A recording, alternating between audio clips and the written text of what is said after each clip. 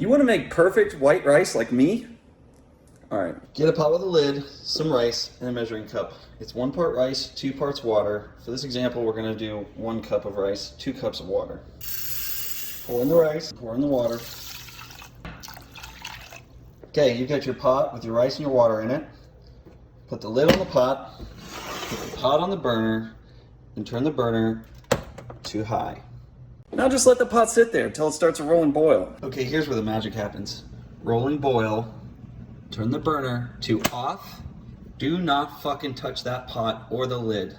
Let it sit there on the hot burner for about 20 minutes. No checking to see if it's done, no lifting the lid up, no peeking in there, letting the steam out. Let the steam stay, that's what's cooking the rice. Keep it on the burner, don't check on it. 20 minutes. Okay, 20 minutes. Your perfect rice is done. Look at that.